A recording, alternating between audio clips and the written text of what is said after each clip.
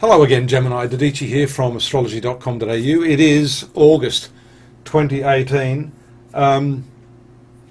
We've got a solar eclipse this month on the 11th. It's going to occur in your third house here. Very important house of the horoscope. Why?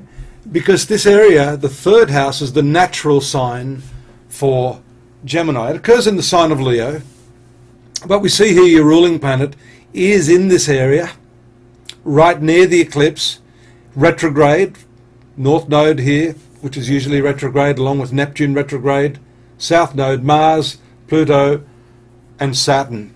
As I've said to some of the other star signs, this is an important revisionary period for you. And the eclipse, especially being in the sun sign of Leo, is important for your communications.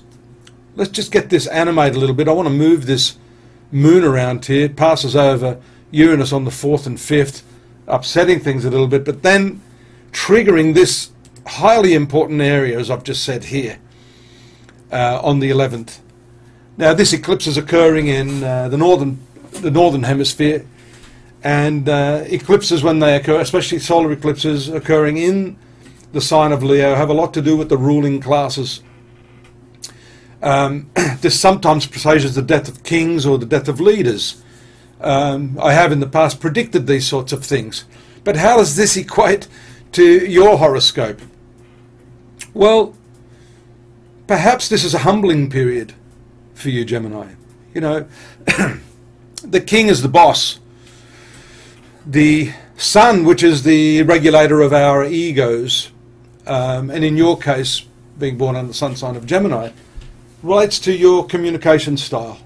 So this could be a humbling period where you start to learn a lot more, not just about things in general, but about yourself. And I think the greatest form of learning, I'd rather use the word understanding, because the word understanding, unbeknownst to many people, is actually two words that have been accidentally reversed in our language. Standing under. So I think the eclipse at this time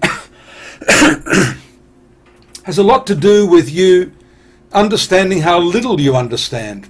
With that understanding, which is standing under, you realize that you have a grand opportunity to imbibe a lot of new stuff, to really learn a lot about yourself, to humble yourself a little.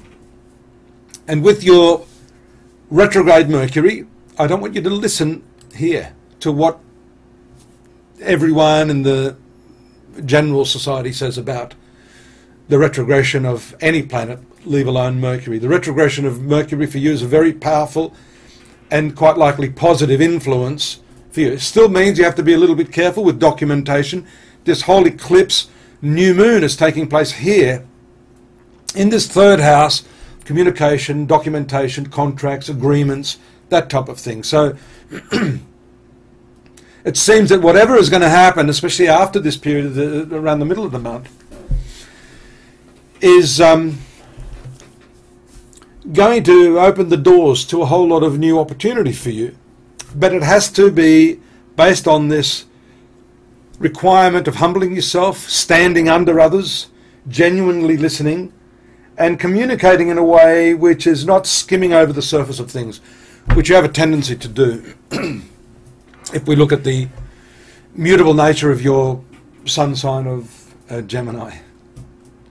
So then we see the excellent transit pardon me, of Venus, your other really, really good planet here, the ruler of your fifth house here, Libra, moving into this area of your horoscope throughout this period. And then the moon making contact with it on the 15th, 14th and 15th.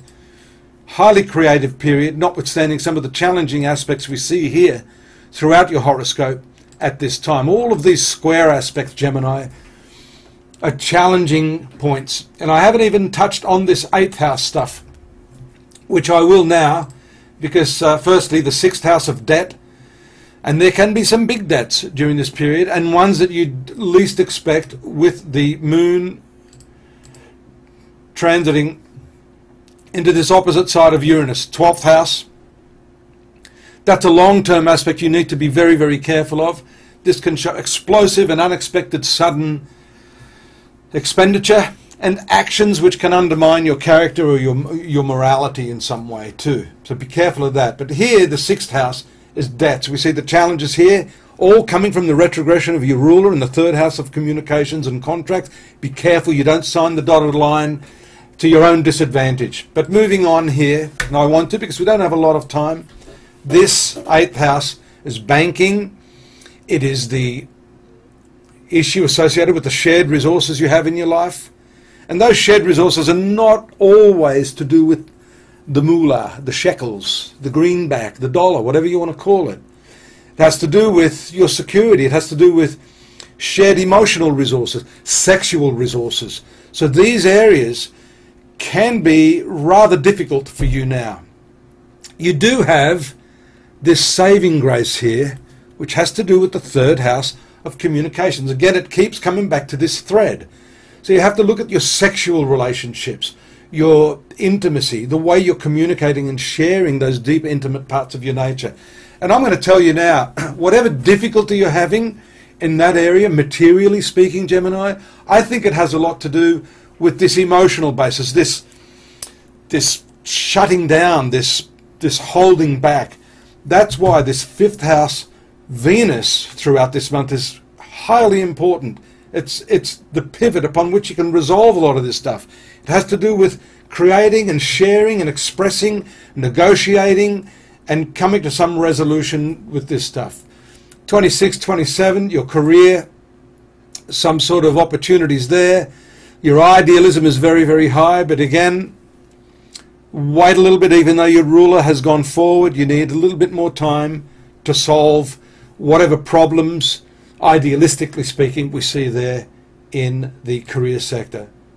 Once again, we see the low-key position of the moon at the very end of the month, moving into the 1st of September, giving you some brilliant insights, but necessarily fed by some downtime or just spending time in a meditative state and reconsidering all of these things that are going on in your life, bringing them into a cohesive whole. It's like a jigsaw for you this month. Great to have your company. As I said, I want to see you here again next month. Any questions, send them to me. I do answer everyone that asks a question of me. Do visit the site astrology.com.au. We want to see you there. We need a few more numbers there. It's important to switch people on to how this works in the larger context of the year. And we have all of that there for you, courtesy of astrology.com.au. See you next month. Bye-bye, Gemini.